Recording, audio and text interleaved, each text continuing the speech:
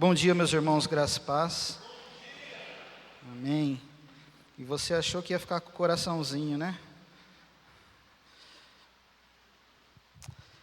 Mas que benção, viu? Parabéns, Edilson, Ministério de Missões. Que possamos cada vez mais intensificar o evangelismo na nossa igreja, na nossa vida, porque realmente, estava falando na escola dominical agora há pouco, que tem muita gente que cria expectativas a respeito do crente, a respeito de mim e de você, que possamos corresponder a essas expectativas sendo árvores frutíferas, pessoas que dão testemunho, amém? Glória a Deus. Antes de a gente começar, eu queria convidar você a fechar os seus olhos. Vai tocar uma música aí? Eu acho. Não também? Vocês me quebraram hoje, hein? Tecnologia hoje está... Irmãos, outra coisa, vamos orar. Vamos orar porque, olha, quem consegue enxergar aqui o telão? Eu não sei, eu acho que eu estou ruim da visão.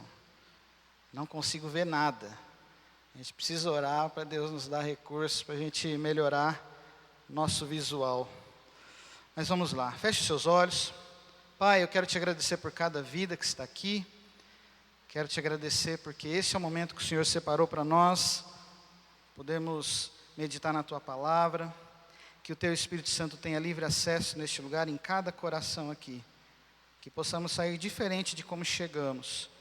E que em tudo que fizermos o Teu nome seja glorificado, exaltado, adorado, em nome de Jesus. Amém?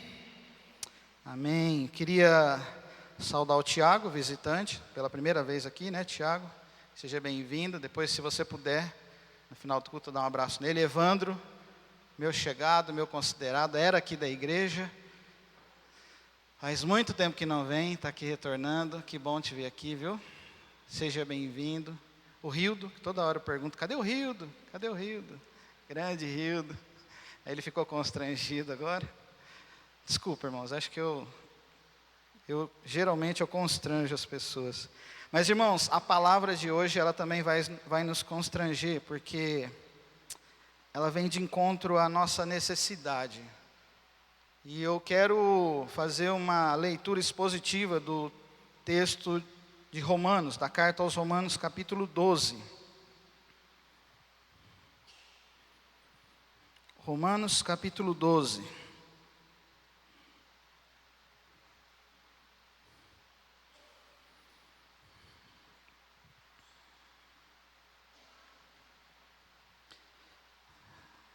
Comunicar também, né, antes de a gente fazer a leitura, o pastor Rubinho e sua família estão em férias, retorna essa semana ainda, pastor Gilberto e pastora Miriam também tiraram esse tempo para poder ter um tempo mais com eles no mês de dezembro. Orem pelos pastores, para que Deus esteja conduzindo a vida deles, nesse tempo tão difícil.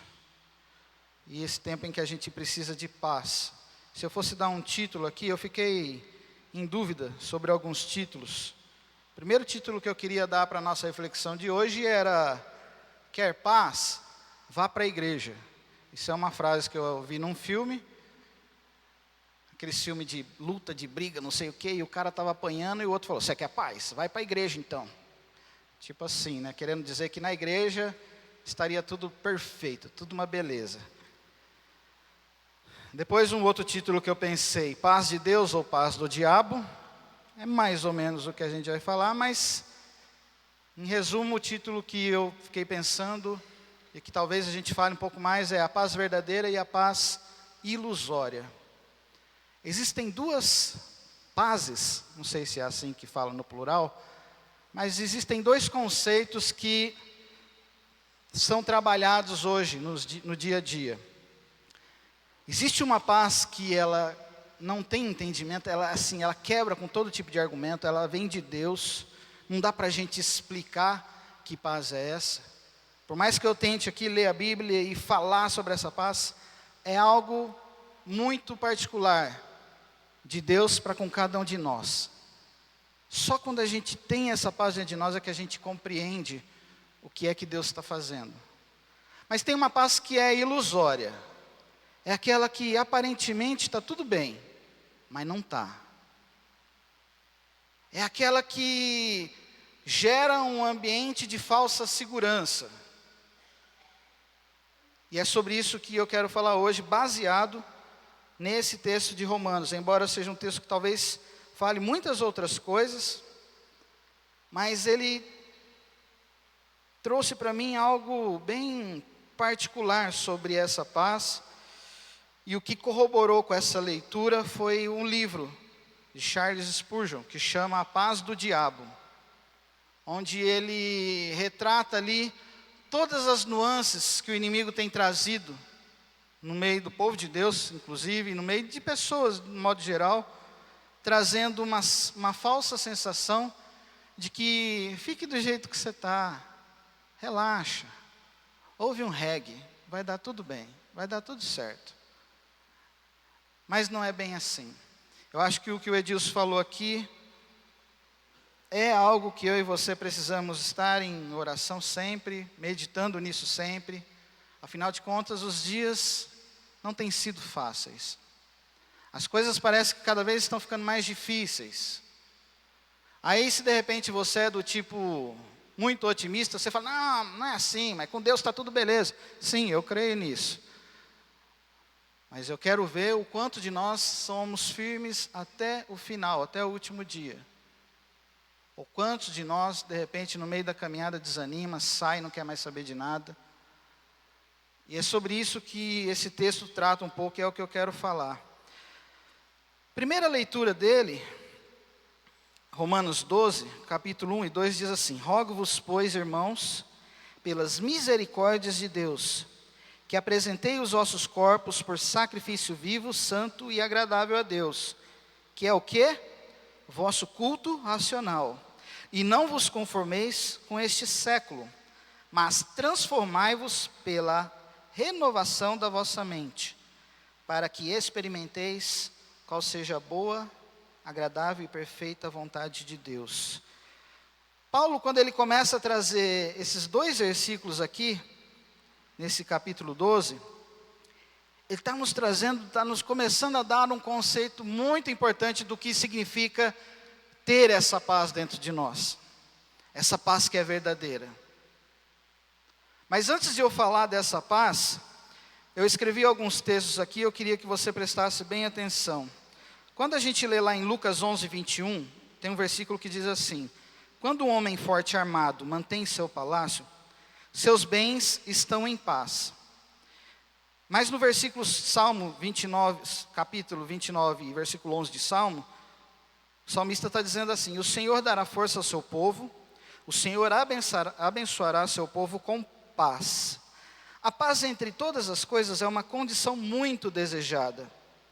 Não temer nenhuma perturbação externa e não sentir nenhuma tempestade interior é um sonho. Quem não deseja isso, não é? A paz tem sido chamada por alguns de pérola, e com razão, pois ela é muito preciosa. E ela tem um brilho suave e doce, enfeitando o coração de quem a usa.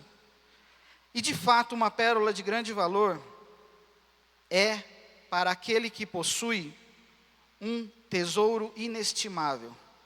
Se sua paz, se nossa paz de fato, a verdadeira paz, ela é como uma pérola verdadeira, enfeitando o peito daqueles que buscam incessantemente a Deus. O autor, quem escreveu tudo isso aqui, foi esse autor do livro, Da Paz do Diabo, Charles Spurgeon, que alguns chamam de o príncipe dos pregadores. Ele está trazendo um conceito aqui bem interessante, baseado nesses dois versículos de Lucas 11 e de Salmo 29. Por quê? Porque ele está querendo dizer lá em Lucas 11, quando Jesus estava expulsando demônios, as pessoas ao redor ali, né, os bam, começavam a falar: esse Jesus aí está expulsando os demônios porque foi ele mesmo que colocou. Talvez ele é da mesma raça ali. Então é ele que forjou tudo isso. Em outras palavras, é o que eles estavam querendo dizer. E aí Jesus começa a ensinar, e esse versículo é fundamental no ensino dele. Porque ele diz, quando um homem forte e armado, ele está querendo dizer do próprio diabo, mantém seu palácio, seus bens estão em paz. De certa forma, ele está querendo dizer o seguinte: como vocês estão falando que eu expulso algo que eu mesmo causei, sendo que o diabo é quem causa todo o mal na vida do homem, e ele faz de tudo para proteger o que ele está causando, para que ele não seja incomodado. Jesus está falando o seguinte: quando alguém vivencia uma experiência diabólica na sua vida, Satanás, de certa forma, ele está construindo um palácio na vida daquela pessoa, para que em nenhum momento ela possa ser incomodada. É por isso que no texto, se você continuar lendo os textos, você vai ver lá, que aí Jesus fala, mas quando vem alguém mais forte, destitui essa pessoa e arruma tudo ali ao redor, coloca tudo em ordem. É por isso que Jesus está falando, quando o diabo vem e se aposta da vida daquela pessoa, eu venho com autoridade e destruo tudo aquilo que Satanás construiu. Quando o autor desse livro está trazendo esse contexto, ele está falando o seguinte: existe algo que é muito mais sutil hoje em dia do que possessão demoníaca. É raro hoje você ver possessão demoníaca nas igrejas. Por quê? Satanás, ele é muito sutil. Ele não precisa mais pegar o corpo da pessoa e fazer o que ele quer com ela. Ele trabalha aqui, na mente. A partir do momento que ele começa a deturpar a nossa mente, desfocar das coisas do alto, como Paulo mesmo fala, a partir do momento que ele começa a bagunçar e trazer confusão, opa, por que eu vou querer me expor se eu já estou querendo o que eu consigo? Se eu já estou desviando essa pessoa do foco, se eu já estou tirando ela do que é a realidade da vida de uma pessoa que precisa de Deus, que precisa se achegar a Deus, precisa ter um encontro com Deus, precisa ter sua vida transformada. Então o autor, ele trabalha justamente esse conceito. Existe uma paz que é trabalhada hoje em dia na mente das pessoas, de que traz uma falsa ilusão de que não mexe com quem está quieto, deixa como está. Não precisa resolver isso agora. Não precisa orar tanto assim. Para que ir na igreja? Para que jejuar?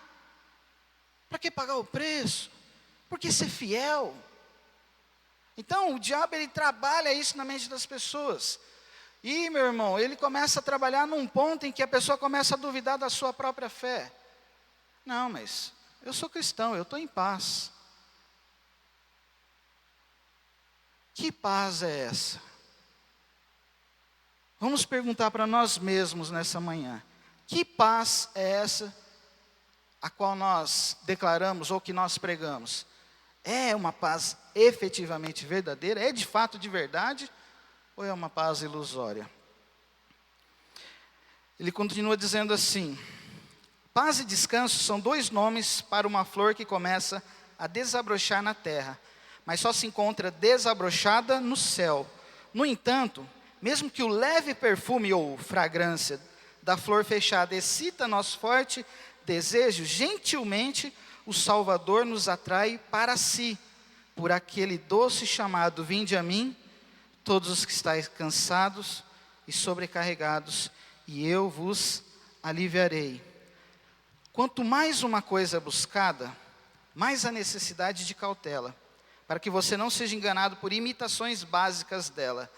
Satanás, ele é como um macaco de Deus, ele fala aqui no livro, agindo com imitações astuciosas. É como um imitador astuto daquilo que Deus faz. Ele tenta fazer o mesmo com seus encantamentos. Portanto, enquanto há uma paz mais preciosa que o ouro de Ofir, há outra paz que é pior do que inútil e destrutiva.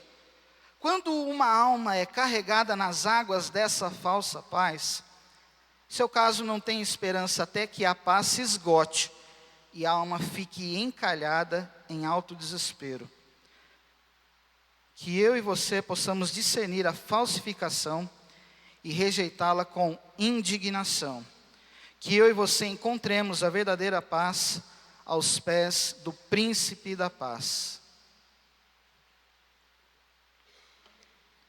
Conta-se uma história de uma mãe que estava com um filho bem doente, no hospital. E aquela mãe estava bem desesperada. E de repente chegou o médico e falou: o que está acontecendo? Meu filho, não sei o que, olha, relaxa, está tudo bem, vai dar tudo certo. Amanhã ele já está de boa, já está em alta. Naquela mesma noite aquele filho morreu. Aquele médico criou naquela mãe uma sensação de paz altamente destrutiva.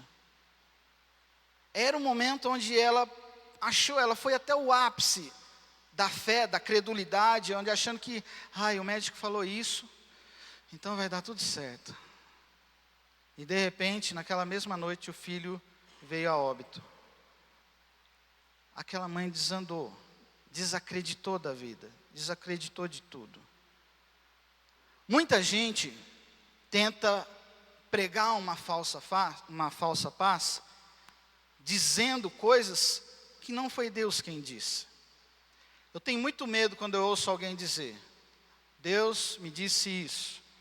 E aí de repente vem e fala, ou sei lá, ou alguém vem, às vezes para mim já chegou. Esses dias mesmo alguém chegou: Deus mandou eu te dizer. Eu falei: lá vem que o Deus me disse. A última vez que eu acreditei no negócio, mas rejeitei, eu estava com o pastor Fábio Guimarães, lá na Colômbia, onde uma mulher atravessou era um ginásio de quase 10 mil pessoas tinha. Só que era apertadinho, então você via muita gente ali próximo. E de repente aquela mulher saiu de um canto, começou a andar. E é porque estava todo mundo sentado, né? Mulher de pé, andando, atrapalha, né?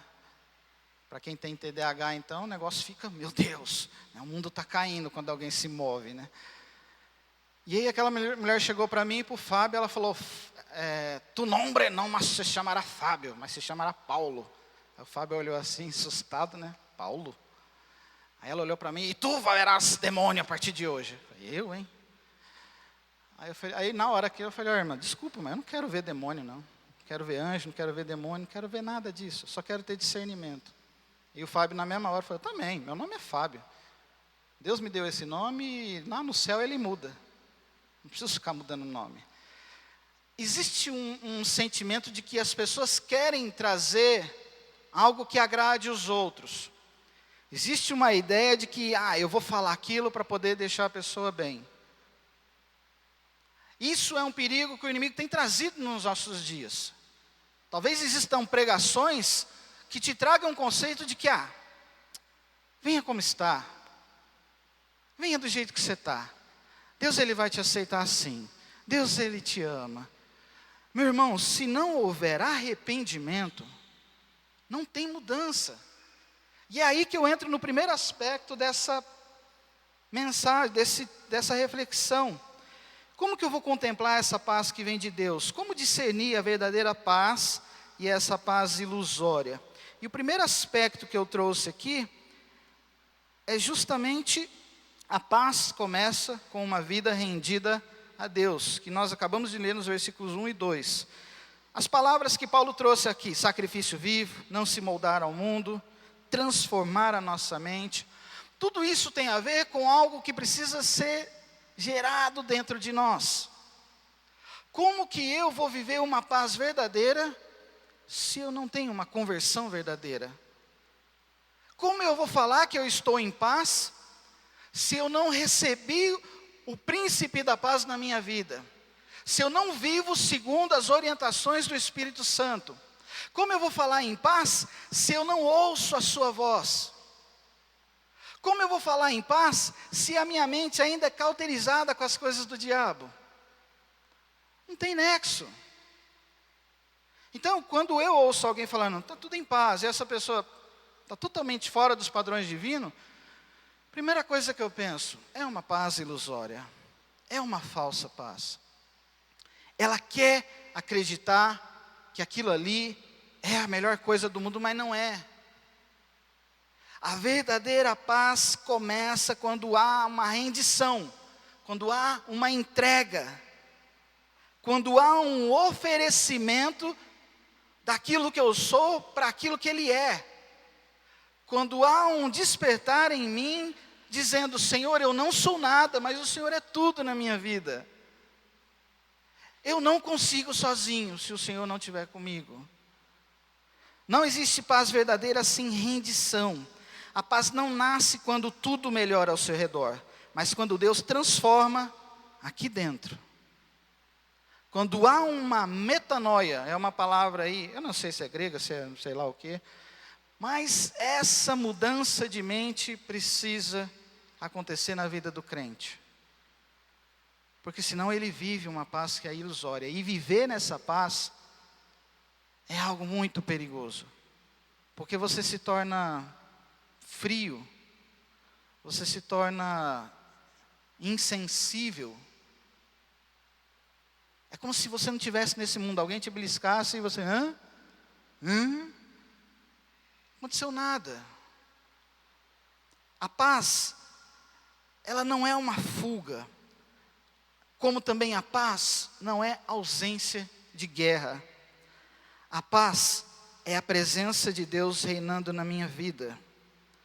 Essa verdadeira paz começa quando eu me rendo, eu me prostro à vontade de Deus, porque ela é fruto da transformação que Ele causou na minha vida, que Ele causou no modo como eu penso, que Ele causou no modo como eu ajo. Isaías 26, versículo 3 está dizendo assim: Tu, Senhor, guardarás em perfeita paz aquele cujo propósito está firme, porque em Ti confia. Só alguém que é rendido aos pés de Jesus tem um propósito firme, porque sabe que estar rendido aos pés de Jesus implica numa entrega completa. Não tem meia entrega. Como também não tem meio título de campeonato brasileiro. Como não tem também meia luta vencida. Assisti uma luta de UFC, o cara meio que ganhou. Não tem isso. Ou um ganha, ou outro ganha. Um ganha e o outro perde. No futebol, só um é campeão. As nossas escolhas, elas definem isso. Só existe um caminho. Só existe uma escolha. Só existe uma mudança. Eu não passo por várias mudanças. Eu passo por uma mudança que muda a minha vida. Por isso que João 14, 27 está falando que eu deixo-vos a paz, a minha paz vos dou, não como o mundo dá. Jesus estava querendo realmente falar isso, olha, o mundo vai te dar uma paz. O mundo vai ensinar você muitas coisas. Mas não se apegue a isso. Descarte isso do seu HD aí. Porque se você começar a dar valor para muito isso, você vai esquecer o que é essa paz que vem de Deus. Por isso que Tiago 4,7 diz: sujeitai-vos a Deus. No livro de Spurgeon, ele diz assim: quando um homem forte e armado guarda o seu palácio, seus bens estão em paz. Essa é a paz da dominação silenciosa. Nada muda porque nada é confrontado. A consciência é anestesiado.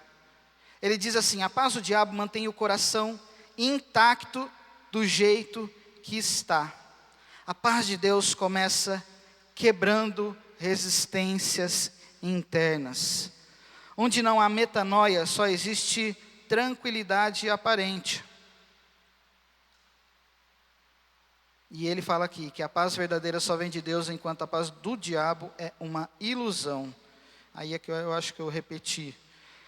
Então, o primeiro aspecto aqui, você quer viver essa verdadeira paz na sua vida? Queremos viver nós todos aqui nessa manhã, essa verdadeira paz em nossas vidas? Nos rendamos a Ele, que possamos ter uma vida rendida aos pés do Senhor. Um segundo aspecto aqui é que a paz, ela se expressa na forma como eu valorizo o meu próximo. No versículo 3, ele está dizendo aqui assim, porque pela graça que me foi dada, digo a cada um dentre vós, que não pense de si mesmo além do que convém. O que eu disse? Ou melhor, o que Paulo disse? Não pense de si mesmo, e aqui na outra versão está dizendo, ninguém tenha de si mesmo um conceito mais elevado do que deve ter, mas ao contrário, tenha um conceito equilibrado, de acordo com a medida da fé que Deus lhe concedeu. Assim como cada um de nós tem um corpo com muitos membros, e esses membros não exercem todos a mesma função, assim também em Cristo, nós, que somos muitos, formamos um corpo, e cada membro está ligado a todos os outros. Versículo 6, temos diferentes dons, de acordo com a graça que nos foi dada. Se alguém tem o dom de profetizar, use-o, na proporção do quê? Da sua fé. Não saia daí fazendo asneira não, que toma cuidado. Se Deus não falou para fazer, não faça. Se eu e você fizermos algo, colocando o nome de Deus que não é Ele que está em nossas vidas, a gente está em sérios apuros. Em sérios apuros. E aí ele continue, se o seu dom é servir, sirva. Não faça meia boca. Faça como se fosse ao Senhor. Faça com o seu coração alegre. Com o seu coração rendido. Principalmente, faça para o outro. Eu e você não servimos a Deus somente para servir a Deus. Nós servimos a Deus para servir ao próximo. Eu não venho somente na igreja para fazer as coisas para Deus, mas eu venho para servir a igreja. Assim é com cada um de nós.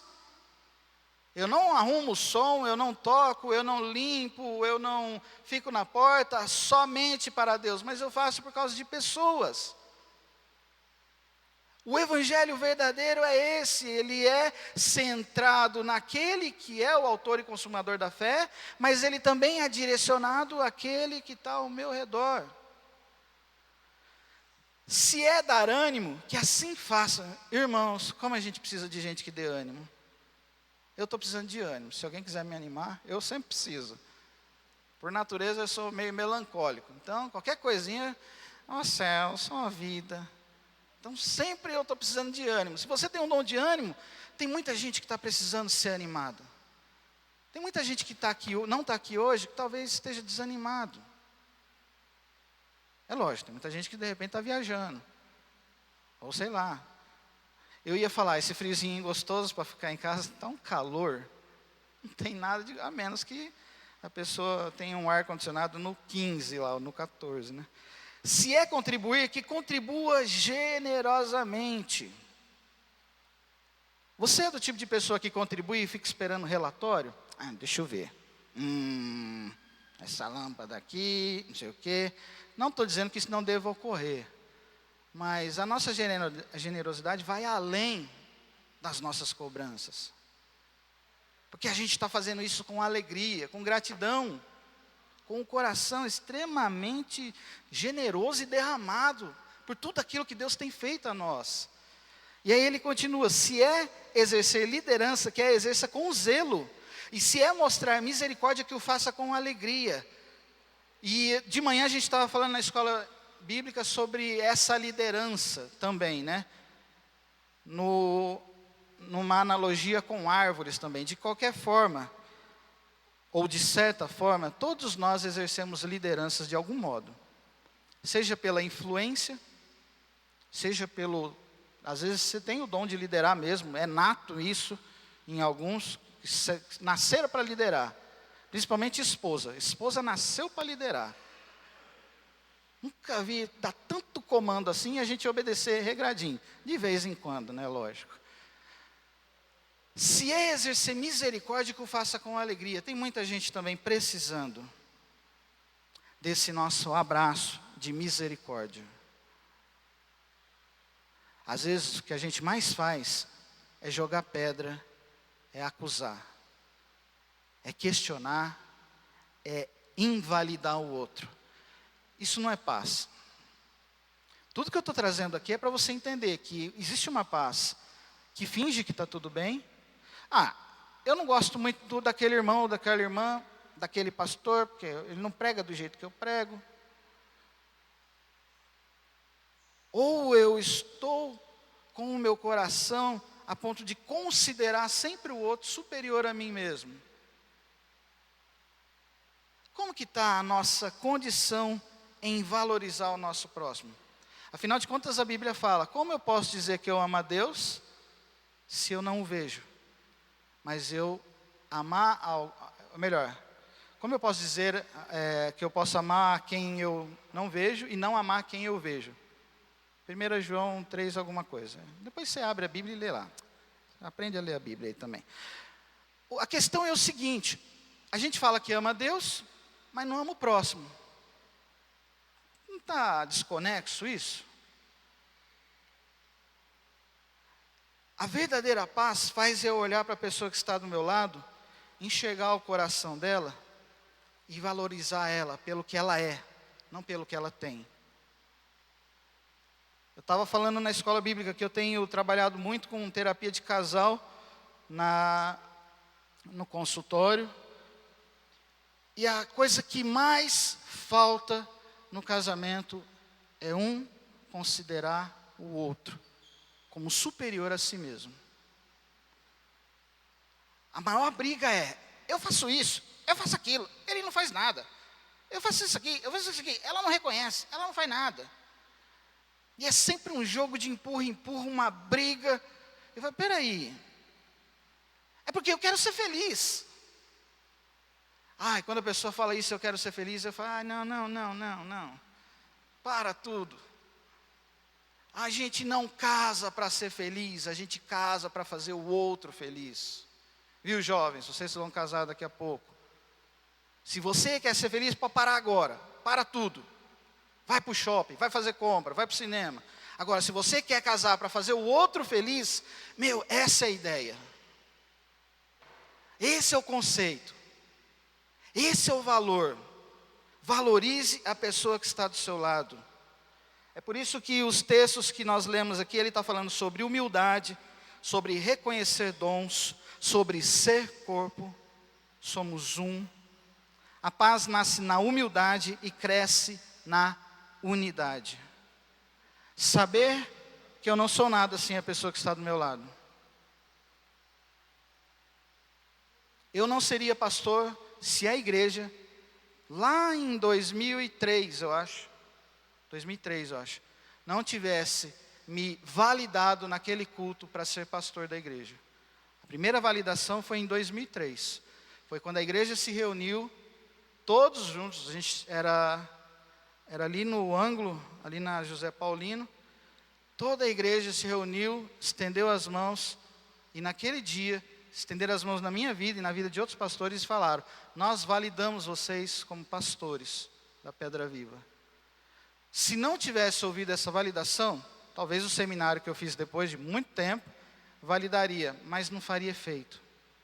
Porque a validação vem do outro, e de Deus, é lógico.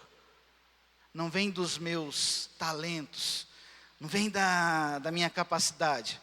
A minha capacidade não é nada. Eu sou capaz de escrever, talvez aqui eu escrevi, talvez 15 folhas. Se eu lembrar de falar 5 delas aqui hoje, tá bom demais. E mesmo está escrito aqui, hein? Capacidade nossa não se compara à unidade que nós podemos ter uns com os outros. Por isso que valorizar o outro faz toda a diferença. E se não tem essa validação, existe uma paz ilusória dentro de nós, que vive questionando, que vive acusando, que vive apontando o dedo, que vive achando que eu sou melhor do que o outro. Não existe paz onde existe competição. Não existe paz onde existe vaidade espiritual. Não existe paz onde eu quero aparecer mais que o meu irmão. Logo, se somos corpo, significa que estamos indo para o mesmo lugar. E isso é interessante, porque às vezes à noite eu acordo e a minha mão vai na geladeira assim. Eu falo, não, eu não quero ir. Mas a minha mão me conduz lá. Mas o corpo vai junto. Se somos corpo, significa que quando um perde, todos perdem. Quando a mãe do Cadu faleceu, quando a mãe da Miriam faleceu, eles foram os maiores atingidos. Mas todos nós perdemos. Todos nós. E se a gente não consegue, no mínimo, ser complacente com isso, ser empáticos com isso, talvez nós somos os piores cristãos do mundo. A dor do outro me afeta, mas a alegria do outro me contagia. Como é bom quando a gente chega a ver alguém alegre e fala, aconteceu isso e tal, e você se alegrar por aquilo que a pessoa conquistou, se alegrar pela vida do Léo, que nasceu outro neném dele. Uau, teve um outro rapaz aqui esses dias também, estou indo embora, porque minha filhinha nasceu. Uau, que legal. A gente se alegra pelo que os outros estão conquistando. Ou será que a gente é do tipo pessimista? Não sei não. Não sei de onde ele conseguiu isso aí. Não sei de onde ele conseguiu comprar esse veículo novo. Teve filho agora. Toma cuidado, esse mundo está muito cruel. Ter criança hoje em dia é um perigo. Sempre tem alguém chato para nos encher a paciência. E aí enche o nosso reservatório de paciência ilusória, porque aí a gente começa a dar valor para essa paciência, e aí a gente esquece o que é a verdadeira paz. A paz floresce quando eu reconheço o valor do outro, quando eu celebro as qualidades do outro, quando eu entendo que ele tem e o que ele é de Deus. Foi Deus que colocou ele na minha vida. Um texto que a gente pode meditar aqui é o texto de Filipenses, capítulo 2, verso 3 a 5.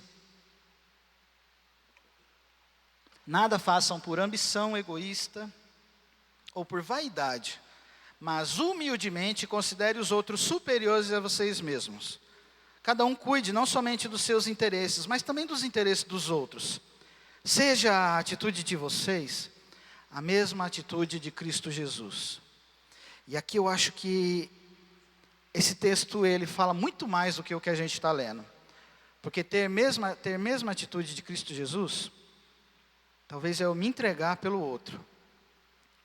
É eu fazer o impossível pelo outro. É eu me desdobrar para que o outro seja abençoado. É eu tirar do que é meu para que o outro seja abençoado. Quantos de nós estamos dispostos a fazer isso? Spurgeon fala que a falsa paz ela é autocentrada. Eu estou bem como estou. Não mexe comigo porque eu sei das coisas. Deixa assim como está. É do meu jeito. Essa paz ela não se importa com o corpo, apenas com o conforto pessoal. A falsa paz protege o pecado, o egoísmo.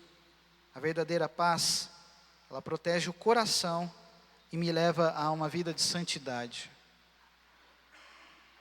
Essa falsa paz me isola. Essa falsa paz não pensa no que o outro está passando, mas ela só pensa no que eu estou sentindo. Ninguém está vendo o que eu estou sofrendo. Ninguém da igreja me liga porque eu faltei no culto hoje. Eu vim na igreja e aquela pessoa passou do meu lado, ela não me abraçou. Pastor, ela não olhou para mim, ela não me abraçou. Essa falsa paz, aí depois vai embora, aí a semana toda é de paz, né? Só no pagodinho, não sei o quê, não sei. Estou sugerindo, não vai que isso... Não sei se os irmãos fazem, porque eu não fico mais acompanhando rede social. Eu sou crente agora, de vez em quando eu acompanho. O fato é que essa falsa paz acusa o outro, mas eu sempre estou bem. Eu sempre falo uma coisa, irmãos, né, às vezes vocês já ouviram eu falando isso, irmãos, dê um abraço em pelo menos 3 pessoas. Aí aquela pessoa que não gosta de ser abraçada, fala, lá vem ele de novo com esse negócio. A gente está em pandemia, não pode ficar relando nos outros. E aí, ali bem escondidinho, eu estou querendo dizer o seguinte, se você quer ser abraçado, então saia do seu lugar e abrace alguém. Porque aí é fácil depois a gente acusar o outro de falar que, ninguém se importa comigo, mas e eu? Quanto eu me importo com o outro? Então essa falsa paz, ela faz eu rejeitar o meu próximo, mas a verdadeira paz faz eu valorizar o próximo.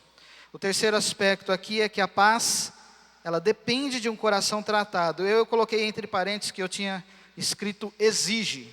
mas aqui eu acho que eu devo ter escrito depende. Mas de fato essa verdadeira paz exige um coração tratado. Por quê? Porque no versículo 9 ao 17, Paulo está dizendo assim, o amor seja sem o quê?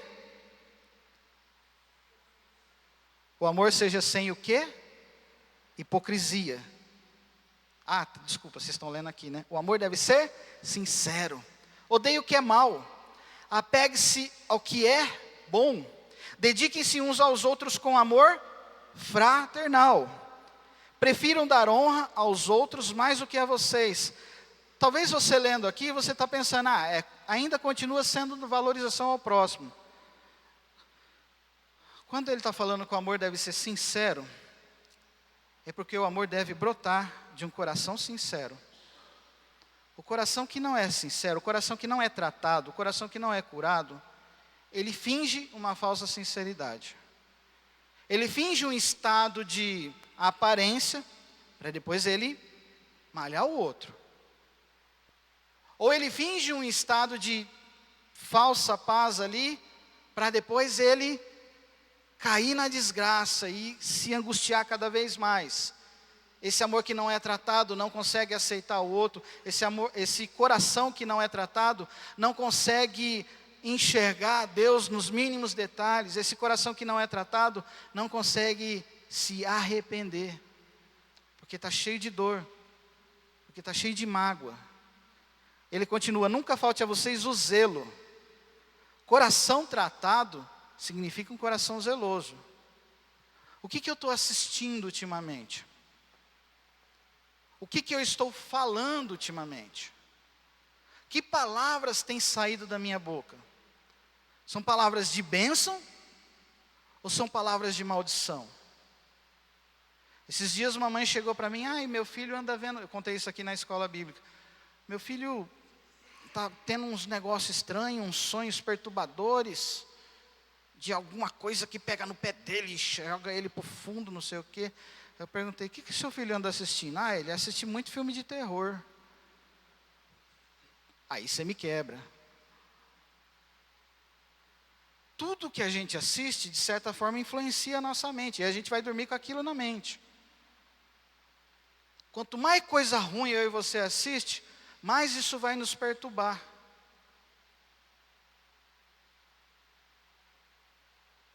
E não é para a gente isolar a existência, ou anular a existência do mal. O mal existe. Alguns filmes que falam sobre o terror, que mostram o lado sombrio do diabo, de fato, isso é verdade. Isso acontece. Mas Paulo também fala que eu preciso alimentar a minha mente das coisas que vêm do quê? Do alto. Se a gente se alimenta só de coisas que nos fazem mal, aquilo vai, de certa forma, nos matar uma hora. Vai nos tirar de uma saúde mental ou espiritual que a gente, de repente, está buscando e não consegue encontrar. É essa falsa sensação de paz, dizendo que não tem nada a ver. Não tem nada a ver isso. Por que você está falando? Eu não posso assistir Harry Potter? Assiste, irmão. Não sou contra, pode assistir. Bom, eu não sei os outros pastores, mas mas o meu problema é o seguinte, a gente está no mundo, ou a gente aprende a ser luz, ou a gente se iguala às trevas. Não tem meio termo. Um coração tratado, um coração curado, ele vivencia essa paz verdadeira, porque ele não depende de que alguém fique dizendo para ele, você está fazendo isso, você está fazendo aquilo, não sei o quê. Ele lê a palavra, se alimenta daquilo que Deus está falando para ele na palavra, porque você quer ouvir Deus? Leia a palavra.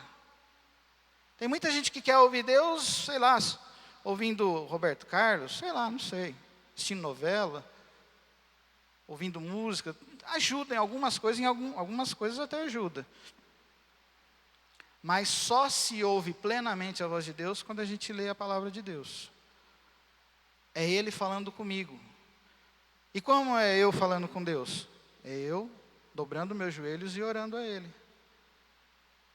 A comunicação eficiente cristã é essa. Falar com Deus, lendo a palavra dEle, e ouvindo a voz de Deus, né, através da palavra dele, e falando com ele através da minha oração. Um coração tratado, ele busca isso incessantemente na sua vida. E essa paz inunda a vida dele. Essa paz faz com que ele não teme as más notícias, como a Bíblia também fala. Que o justo não teme as más notícias. Porque o seu coração está em paz. E não é uma paz transitória, é uma paz verdadeira. As palavras que aqui estão dizendo nesse texto, né? Alegre-se na esperança, estejam pacientes na tribulação, perseverem na onde? Na oração. Versículo 13, compartilhem o que vocês têm com os santos, em suas necessidades, pratiquem hospitalidade. Fala a verdade, quantos de nós gostam de praticar essa hospitalidade? Talvez poucos de nós. Abençoe aqueles que os perseguem. E é aqui que o coração tratado começa a se expandir, a se revelar. Porque quando alguém me faz mal, ou eu pago o mal com o mal, ou eu pago o mal com o bem. Um coração que ainda não está tratado, ele paga na mesma moeda. Me xingou, eu vou devolver. Me fechou no trânsito, eu vou acelerar o carro para ficar na cola dele buzinando. Fez algo comigo, eu vou dar o troco. Abençoe aqueles que os perseguem. Gente, isso é difícil demais. Mas isso é altamente vida de Jesus em nós. Isso é altamente um coração transformado. Porque se eu consigo pagar o mal com o bem, quando eu chego em casa e a sua esposa ou seu marido fala alguma coisa meio atravessado, porque aí você não entendeu muito bem, você consegue compreender toda a situação e fala, peraí, eu não vou pagar do mesmo jeito que está me falando, mas eu vou trabalhar essa situação e eu vou fazer algo que é bom. Eu te odeio, mas eu te amo. Você fez tudo errado, a minha intenção é acertar. Eu quero fazer a coisa certa. Você não lavou a louça. Eu estava esperando você chegar porque eu queria lavar juntinho de você. E cadê o almoço que não está pronto? Eu queria levar você para comer fora hoje. Um paciente esses dias chegou e falou isso para mim. Eu estava lá, preparado para levar a esposa para comer fora. De repente ela começou a falar um monte de coisa, me encheu o saco. Só porque eu pedi 10 minutos para ir ali até o lugar, resolver o negócio e voltar. 10 minutinhos, doutor. Ele falava assim, 10 minutinhos, doutor. Ela me esperou 10 minutinhos. Quando eu cheguei, ela já estava com a cara virada. Quer saber? Eu não fui comer em lugar nenhum, não. Foi embora para casa, enchi a cara. Pronto, acabou. A gente paga muito fácil o mal com o mal. Um coração tratado, ele sempre vai fazer o oposto da maldade que está sendo praticada contra ele. Alegre-se com os que se alegram, chore com os que choram. Tenham uma mesma atitude uns para com os outros. Não sejam orgulhosos, mas estejam dispostos a associar-se a pessoas de posição inferior. Não seja sábio aos seus próprios olhos. Procure fazer o que não retribuam a ninguém, mal por mal. É correto aos olhos de todos. Na minha versão aqui eu acho que está mais legal. Não sei se aí ficou legal. Não tornes a ninguém mal por mal. Esforçai-vos por fazer o bem perante todos os homens. Esse é o coração tratado. Essa é a paz verdadeira. Essa é a paz que excede o entendimento. Como pode alguém levar um tapa na cara e dar a outra face? Como pode alguém ser injuriado, ser acusado, ser pisado nele, e ele continua se importando com aquela pessoa? Sabem de quem eu estou falando, né? Esse é o Deus que nós servimos. Esse é o Cristo que morreu por mim e por você. Se esse Cristo fez isso por mim e por você, pelas inúmeras vezes que a gente cuspiu na cara dele, que a gente maltratou ele, que a gente falou, isso aqui não é Jesus não, ou sei lá, a gente duvidou daquilo que ele era capaz de fazer, ou a gente negou ele, querendo fazer as nossas próprias vontades. Quantas vezes ele se colocou ou melhor, todas as vezes Ele se coloca no nosso lado ali, de braços estendidos para nós. Essa paz verdadeira faz com que a gente consiga enxergar que o amor ele precisa ser sincero, que é bom chorar com quem está chorando e se alegrar com quem está se alegrando, que é não pagar o mal por mal. Porque se dentro de mim existe mágoa, orgulho, ressentimento, espírito competitivo, dureza, falta de perdão, então a paz nunca terá espaço para crescer, onde existem esses sentimentos. Onde existem tais coisas, não há paz.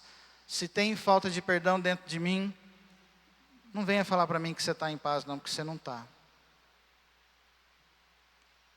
Você está numa guerra violenta. Porque isso luta dentro de você. Faço ou não faço? Libero perdão ou não libero? Me rebaixo? Me humilho? A paz ela é impedida de dentro para fora. Por fora, aparentemente, está tudo tranquilo. A pessoa tem a sua vida social lá de boa, mas por dentro está destruído. Para se viver essa paz é necessário arrependimento, liberação de perdão, humildade e relacionamentos verdadeiros. Um texto aí que mais chama atenção é o texto de Salmo 51, 10. Cria em mim um coração puro, ó Deus, e renova dentro de mim um espírito estável. Irmãos, lute contra esse coração que não está sendo tratado. Ore a Deus, peça a Deus, muda o meu coração. Muda o meu coração. Um coração que não é tratado é um coração que aceita o pecado, que é conivente com o pecado. O autor do livro, ele diz assim, que essa paz, ela tolera o pecado. E ele falou ali, até eu li no início, ela é pior do que inútil, ela é destrutiva. Um coração que não é tratado, ele é destrutivo. Ele se corrompe aos poucos. É um câncer crescendo no coração, que vai contagiando, que vai contaminando, que vai destruindo. E de repente, você já nem tem mais coração. E aí, é uma vida total de mágoas, de inveja, de uma falsa proteção. Quarto item aí é a paz é uma decisão diária. Versículo 18, que talvez é o versículo base para essa mensagem. Façam todo o possível. Façam todo o possível. Tem horas que vai ser impossível. É aí que entra a ação divina nas nossas vidas. O que for possível compete a mim e você. E só compete a mim e você se Deus estiver com a gente. Porque Paulo está querendo dizer o seguinte, olha. Quando é todo possível, significa que existe uma decisão. Por isso que a paz é uma decisão diária.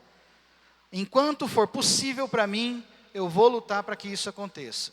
Quando for impossível para mim, eu vou pedir, Deus me ajuda, porque eu quero decidir por aquilo que o Senhor deseja.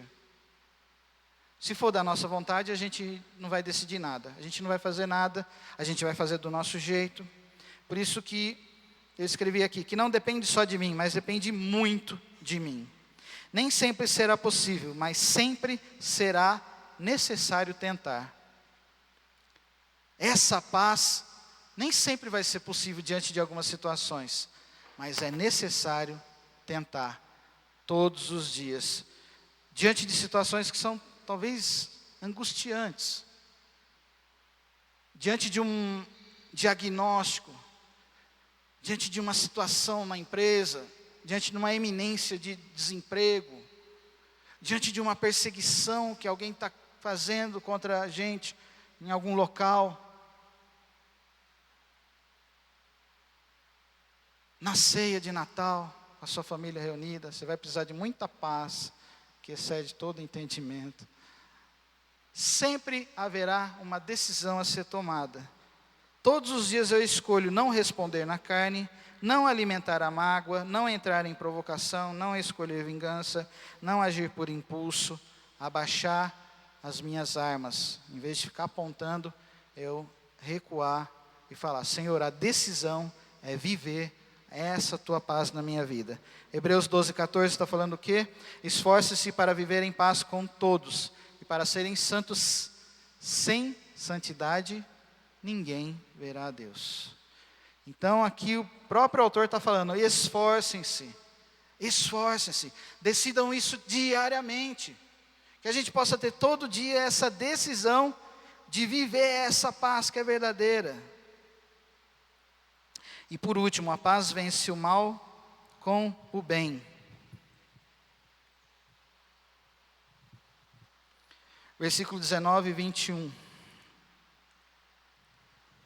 Não vos vingueis a vós mesmos, amados, mas dai lugar à ira, porque está escrito: a mim me pertence a vingança, eu retribuirei, diz o Senhor. Deixa eu ler na versão daqui, que agora fiquei... Amados, nunca procurem vingar-se, mas deixem com Deus a ira, pois está escrito: minha é a vingança, eu retribuirei, diz o Senhor. Ao contrário, se o seu inimigo tiver fome dele de comer, se tiver sede dele de beber, fazendo isso você amontoará brasas vivas sobre a cabeça dele. A cabeça dele vai ficar pegando fogo por aquilo que você está fazendo. A cabeça dele vai ser um turbilhão de pensamento. Como pode alguém pagar o mal com o bem? Alguém fazer isso diante de uma situação tão inesperada, alguém fazer o bem? Não se deixe vencer pelo mal, mas vença o mal com o bem. Sempre vão existir situações na minha e na sua vida em que algo de ruim está estabelecido. Ou é o ambiente, ou é, de repente, uma situação constrangedora. Sempre haverá uma decisão diante de uma situação complicada em fazer com que o mal seja vencido pelo bem. Por isso que Paulo disse essas palavras aqui: não se vinga, não tente se vingar de ninguém. Parece que é redundante com o tema anterior, né? Mas na verdade existe algo que nos separa entre fazer algo para o próximo e fazer algo diante de uma situação que está acontecendo. Você está vendo injustiça em algum lugar, você vai pagar na mesma moeda ou você vai fazer o bem para que algo aconteça? Você está vendo alguém passando fome, você vai reclamar da injustiça do governo ou você vai fazer a sua parte em levando o alimento para aquela pessoa que está faminta? Você está vendo alguém que está precisando de assistência médica, precisa urgente de uma consulta, de um acompanhamento. O que a gente faz? Vai reclamar das autoridades? Vai reclamar do sistema de saúde? Ou vai tentar ajudar essa pessoa de alguma forma a ser alcançada, a ser assistida? É assim que se paga o mal com o bem. Não é o que os outros estão fazendo, é o que eu e você estamos fazendo. Então Paulo encerra aqui dizendo: não se vingue, deixe a ira com Deus. Faça o bem àquele que aparentemente é o seu inimigo. Vença o mal com o bem. Essa é a lógica invertida do reino. No mundo, a gente reclama, a gente acusa, a gente joga pedra. No reino de Deus, a gente estende as mãos, a gente abraça, a gente acolhe. 1 Pedro 3, 8, 9. Aquele que pratica o pecado é do diabo, porque o diabo vem pecando desde o princípio. Para isso o Filho de Deus se manifestou, para destruir as obras do diabo. Todo aquele que é nascido de Deus não pratica o pecado, porque a semente de Deus permanece nele. Ele não pode estar no pecado porque é nascido de Deus. Quero convidar você a fechar os seus olhos nesse momento.